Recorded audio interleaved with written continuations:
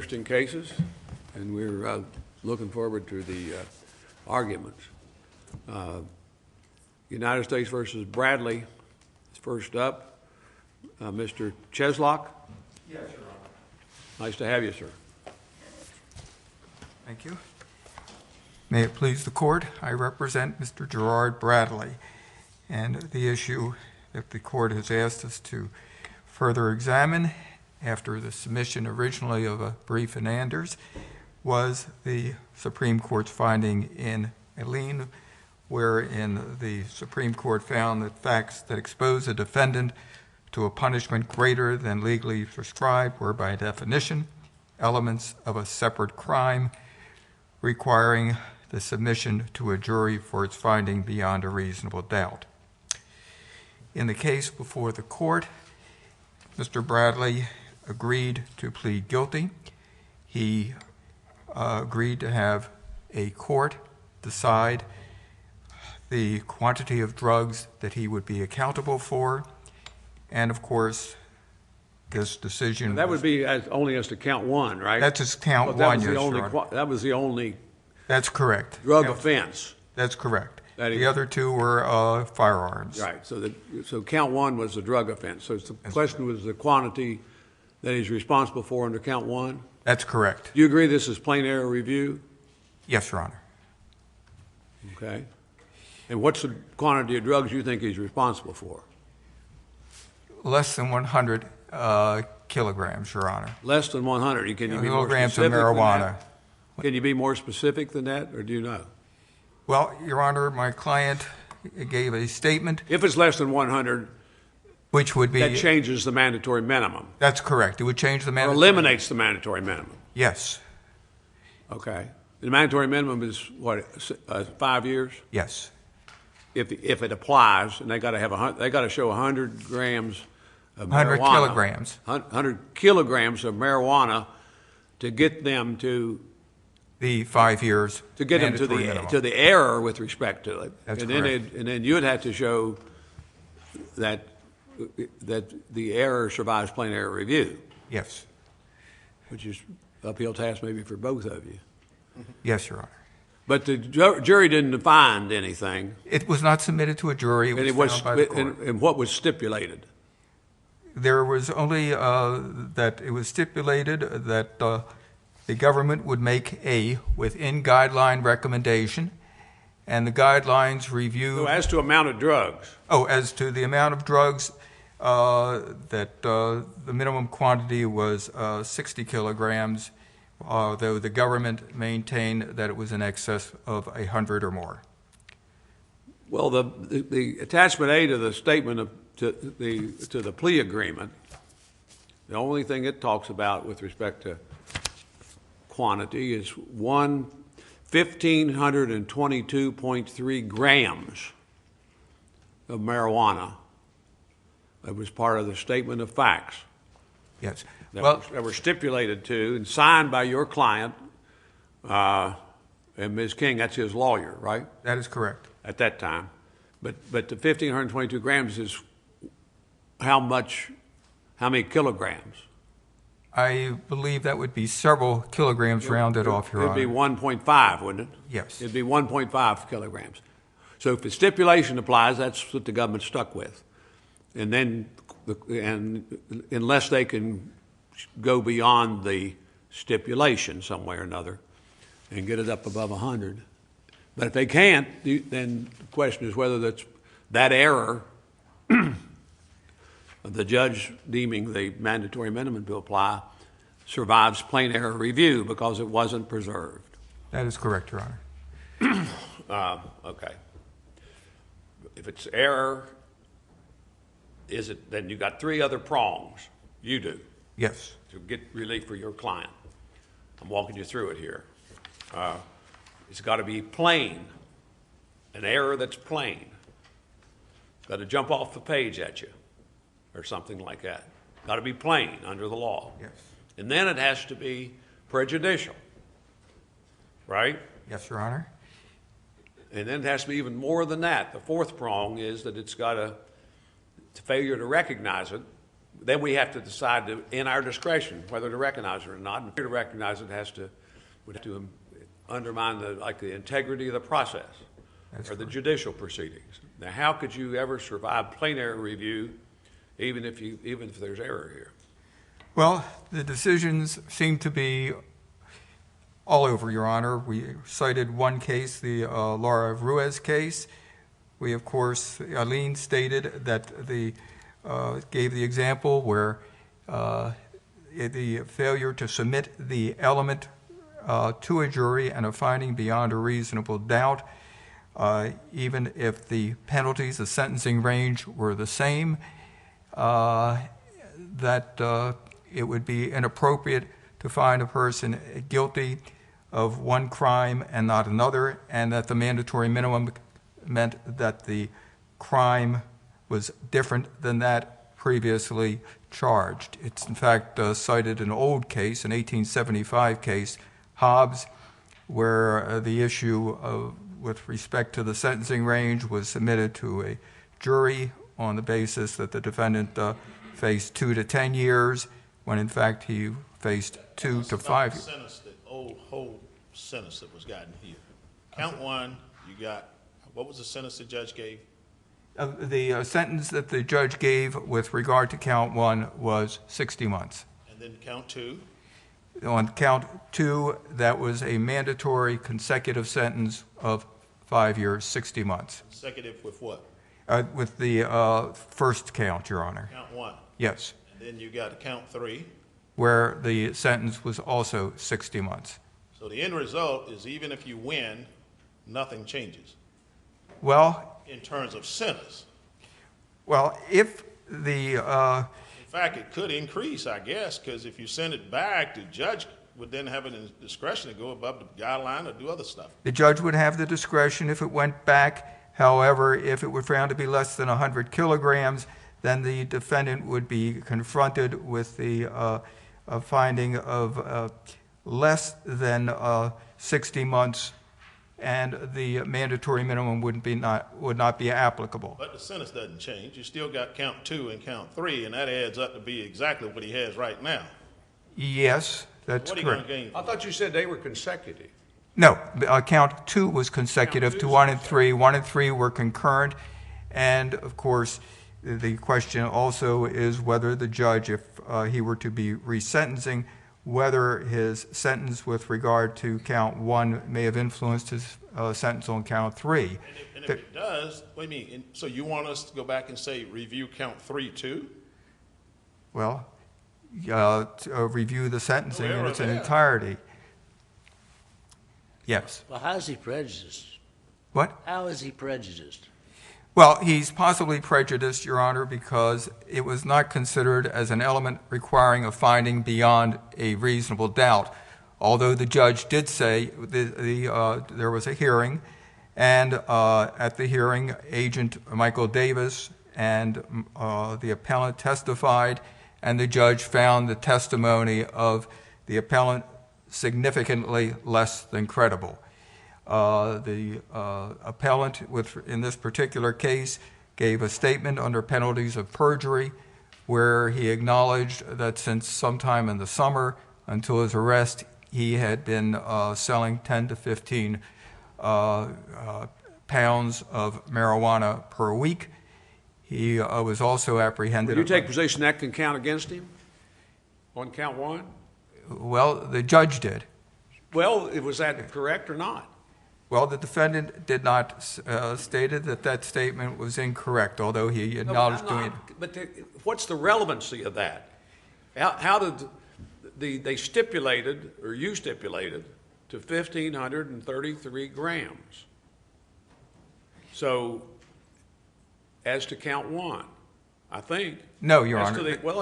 As to the plea agreement, it was 1,533 grams. It's in the plea agreement. That is correct. All right. And the law in this circuit, as I understand it, is for mandatory minimum, you look at the offense of conviction. That is correct. And that's Judge Wilkins, who wrote the guidelines. Yes. So how do you get above 1,533 grams for the amount, The 15, which is not 100 kilograms? No. All right. So what does this stuff about the 15 pounds a week, how can that be taken into account for the mandatory minimum purposes? Well, Maybe it's pertinent on some of these other counts, but it can't be for the mandatory minimum unless we change the law in the Fourth Circuit. well, The government's stuck with the offense of conviction. that is correct, Your Honor. We don't have authority to change the law, even if we wanted to. The prior panel governed. But the Well, would you agree that, that relevant conduct doesn't count as to count one? It's the amount, That's correct. That's the only issue, right? the amount of drugs. And it is less than the 100, less than the threshold. And in fact, there are cases that a subsequent finding by the probation department greater than the amount that was acknowledged in a plea agreement, that since it was not beyond a reasonable doubt, that the court was bound by the amount admitted by the defendant. That's how they get around the jury trial. That's correct. Or a finding beyond a reason. Beyond a reasonable doubt, found by the jury, or admitted during the plea proceeding. Yes. And here he pled guilty to count one, unless there's something else that the government can show he admitted to. I read it as 1,533 grams. Yes. Well, And then how do you get into this stuff that occurred over 2 or 3 months of so many pounds a week? well, that of course is the government's contention, Well, then they and have that to was argue- in the statement given by the You've got defendant. authority to the contrary, and maybe they can show us that Judge Wilkins didn't know what he's talking about. Okay. Well, I will rest with regard to that, Your Honor, at this particular point, allow the government But you to. still have to get past plain error review. That is correct. That is a real uphill battle for you. Well, if the defendant, We're not trying to mess you up. I'm not trying to mess you up. I'm trying to expedite this thing here. If you got error and it's plain, how's it harmful? How's it prejudicial? And why should we recognize it if it is?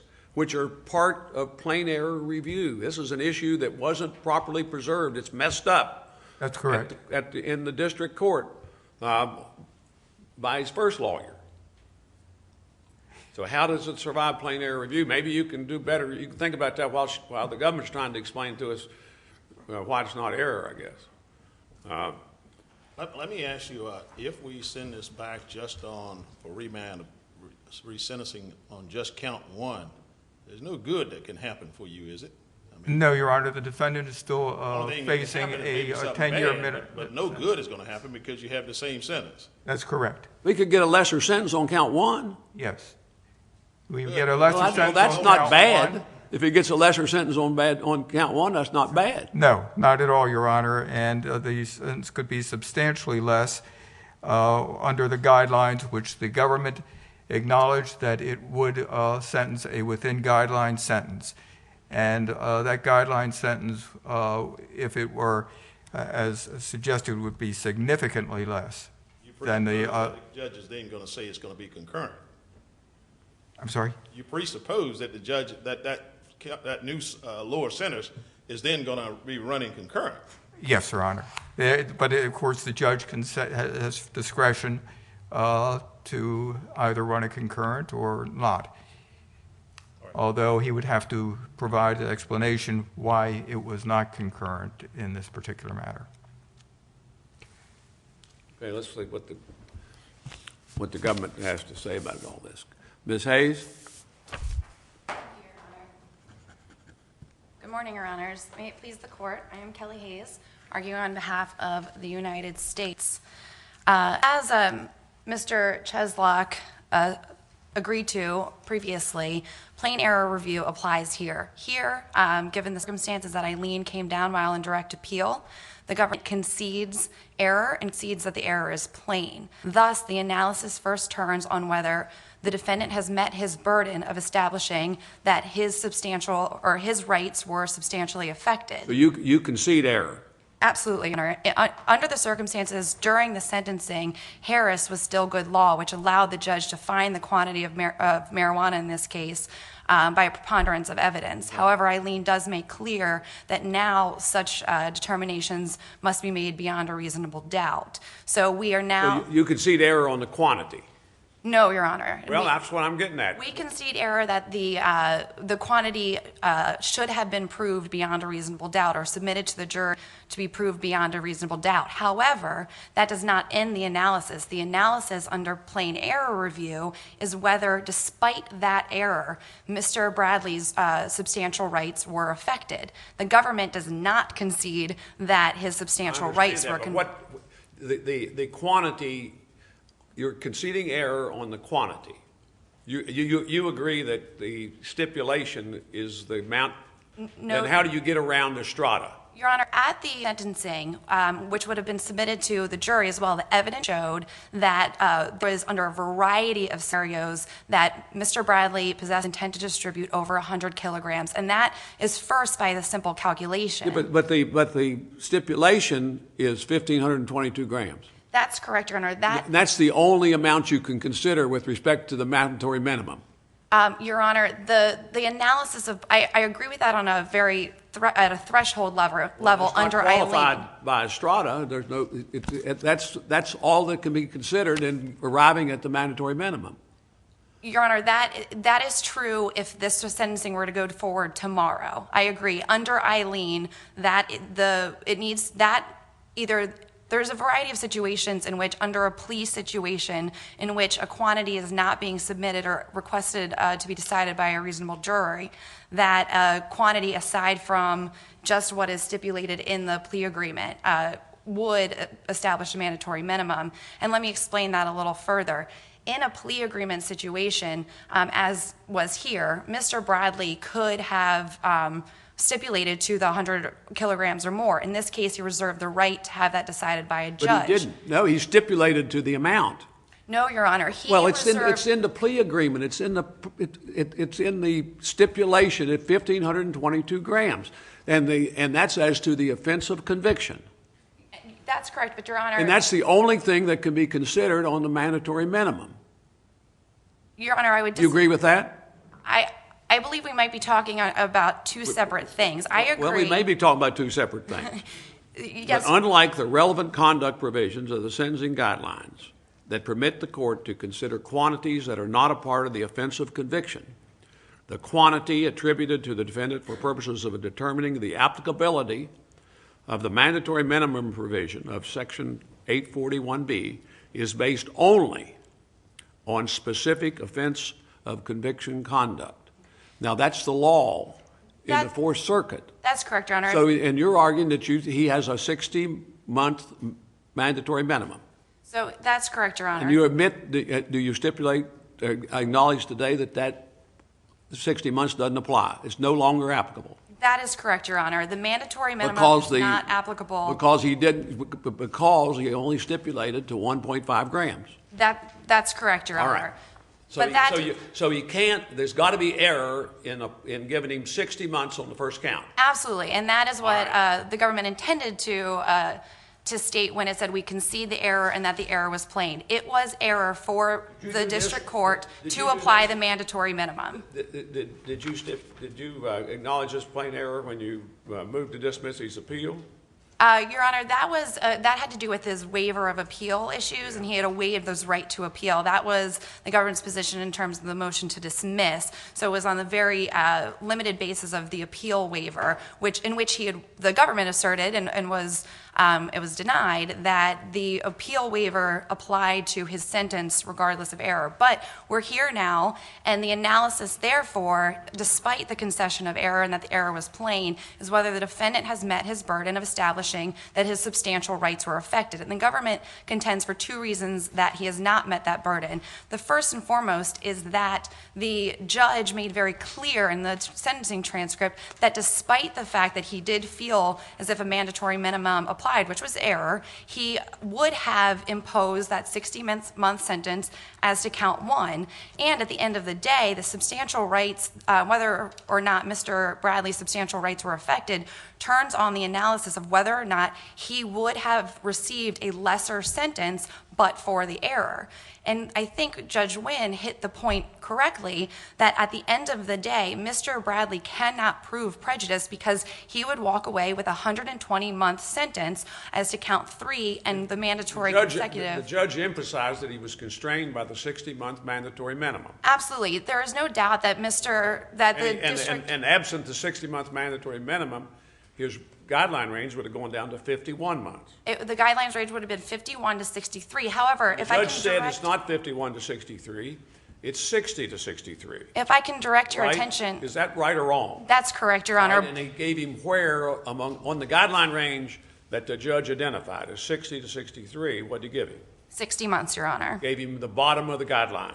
He And gave them absent- at the higher end of the 51 to 63. No, but the guideline range, that he said the guideline range is really 60 to 63 because I'm constrained by the mandatory minimum, and he gave him 60. Absent that, absent the mandatory minimum, which you say today, now the government says that's clear error, that's plain error. The mandatory minimum doesn't apply. Then the range is presumably 51 to 63. That's correct. And the bottom of the guideline range is 63. The top of the guidelines range is 63, yes. The bottom of the guideline range is 51. That's correct, Your All right. Honor. And But then if the judge decided to give him the bottom of the guideline range, which he did before, he'd give him 51. well, Your Honor, the bottom of the guidelines, despite mandatory or the misapplication of the mandatory minimum, remained 51 to 63 under the base offense level. The district judge made clear, and let me point Your Honors to two very 51 to 60 clear... wasn't available. 51 to 59 was not available to him. He had to give him at least 60. In error, the district court did not feel that the 51 was available, but let me point the judge to two... You all convinced him as legally it wasn't available, and he thought legally it wasn't available, and that was before the Supreme Court decided the Allien case. But the analysis And is... you all applied you said that he had hundreds of pounds of marijuana or grams of marijuana, which was wrong because you calculated because you used things outside the offense of conviction, Your Honor... which was impermissible under Estrada.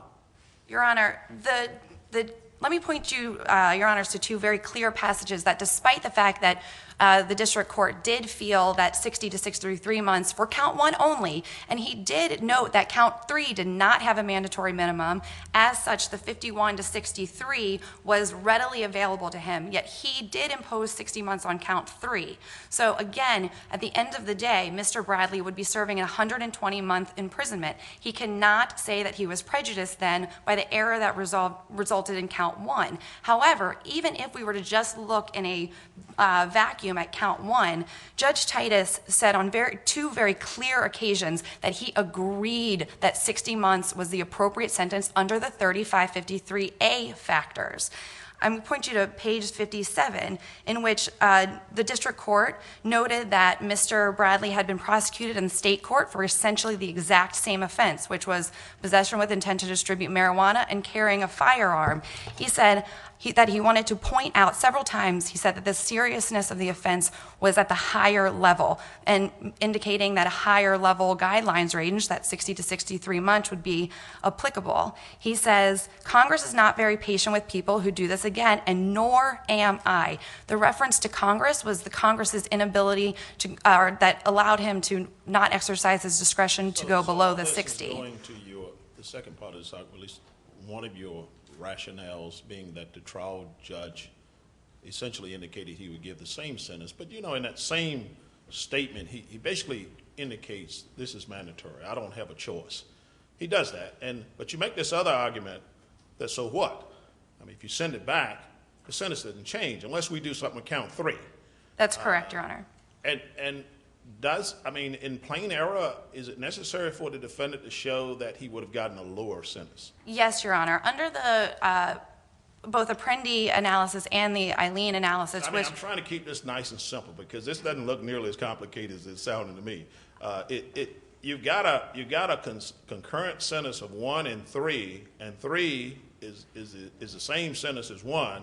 If you get rid of 1, you still have 3 there.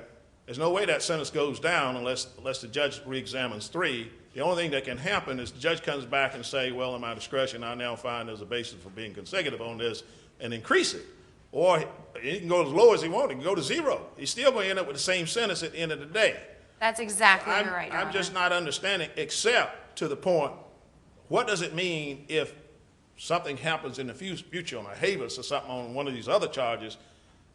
What happens with that 1? I mean, that 1 has stayed the way it was. And so I don't know if we fix that by saying, well, it's plain error. What do we do with it? Is it cleaner just to send it back to the judge on count 1 and says, tell them what you're going to do? That sort of ends all this inquiry. You've already conceded the error, but wouldn't it just be cleaner just to send it back? He's going to say the same thing. It's pretty evident from this record. Maybe he won't, but it looks pretty evident to me what he's going to do. And that's the end of this. Well, Your Honor, the government's position that would just be a waste of judicial resources. You pegged it. But we got a whole lot of argument going over here about what could happen and all this other stuff. It's not that much of a waste. How long does it take you to walk in a courtroom with the defendant and judge to give a sentence based upon what's here? Understood, Your Honor, but sending it back for a full sentencing, it would be starting from scratch as to count 1 only. Indeed, at that point, as Your Honor may have mentioned previously, he could impose a consecutive sentence. He could have imposed an 2-level enhancement for obstruction. Because it's concurrent with count 3, does that necessarily mean the judge could not revisit count 3? Your Honor, the error is only as to count 1, so he would revisit his sentence as to count 1 if this was sent back. There is no error, nor is it alleged, regarding count 2 or count 3. So the government's position is that the district court would be constrained to looking only at count 1. And Your Honor, you hit the nail on the Why head. doesn't it look better for the judicial proceedings to have a defendant sentenced to prison in a manner that's free from error? Your When Honor. the government admits its error. The pre-sentence report was erroneous. The pre-sentence report had the law recited wrong, and it was erroneous. The judge was misadvised by the probation officer and the lawyers on what the applicable or inapplicable with respect to the mandatory minimum. Why not just simply do it right? Wouldn't that look better for judicial proceedings? And that's what plain error review prong 4 Well, that's exactly is all about. Well, that's exactly my point, Your Honor. The plain error review states that even if there is error, this panel does not have to reverse. You don't have to. That's the discretionary call for the panel. But- and there's plain error when you satisfy the first 3 prongs is whether to recognize it under the 4th prong. We understand that. Your Honor, and the government. I still don't understand how count 3 is before us.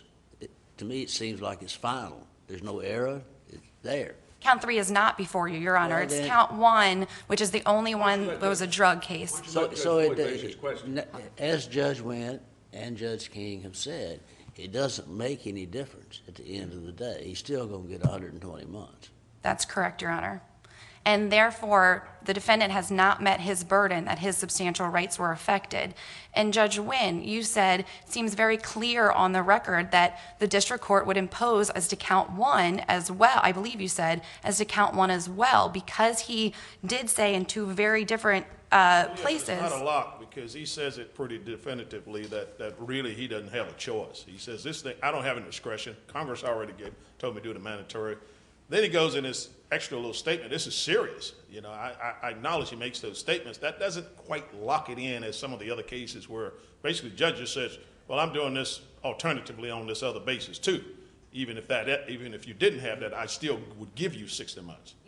That's tighter. I don't think you need to go there. I think you I think Judge Floyd has articulated the basis for this case. As you put it here, I don't know why you keep hopping on that. Your Honor, I agree 100% that the 120, he would walk away with 120 minutes. That you don't need to go there. I agree that the strongest argument, of course, is that he is going to walk away with 120 months, these 60 months on the count 3 and the count 2, which are not up for remand and would not be involved in any resentencing.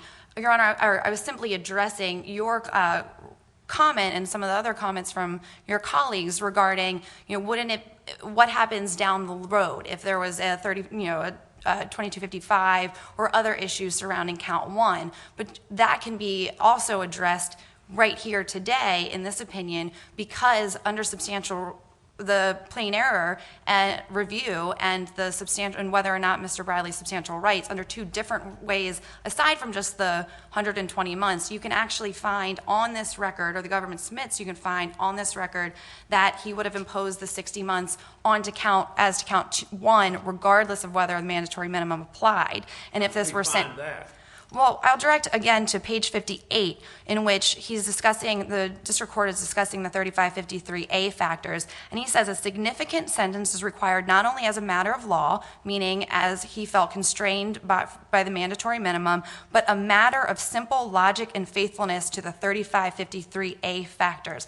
I think this passage is incredibly telling. He's saying, yes, I feel constrained by a 60-month mandatory minimum, but I would apply that under the 3553A analysis as well as to count 1. And I think that is very telling as to the district court's understanding that 60 months, regardless of a mandatory minimum, and looking solely at count 1, which, again, as an aside, we don't need to look at solely just count 1 to determine that there was no prejudice to the defendant here. He has not met his burden of establishing that In fact, there's a more creative way to just get rid of this case and, without all of this. And the reason I say that is the government could stand up and concede that he should be given the minimum guideline sentence on count 1 that would run concurrent with count 3. You could say he gets 0 on count 1 and run with count 3, and I don't think he's got an argument.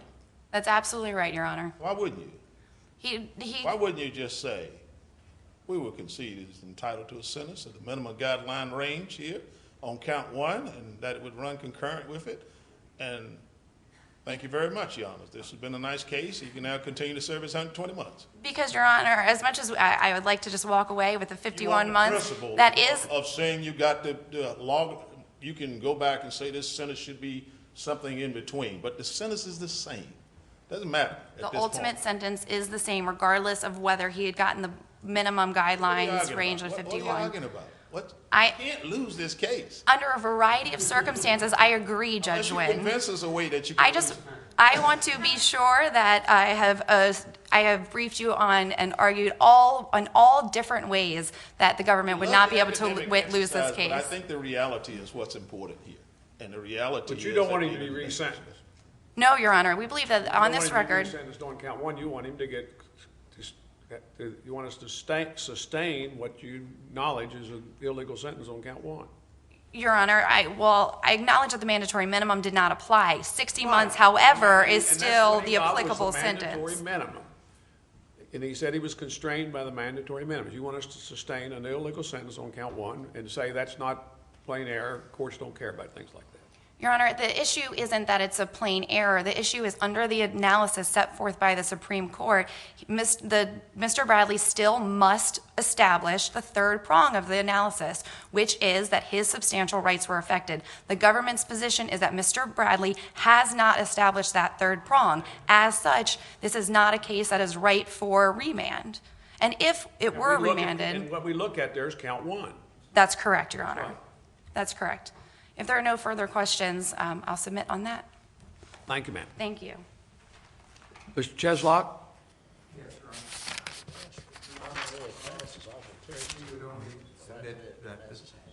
Your Honor. The sentence on count 1 was an illegal sentence, and that the issue on that particular count should be remanded to the district court, and we would submit. Well, that's precisely the point of plain error review.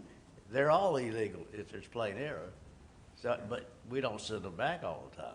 Well, this would be contrary to what, under the court's decisions, subsequently would be, would be a legal sentence. This was not a legal sentence, and therefore it should be corrected. And not to do so would affect the fairness and integrity of the judicial system.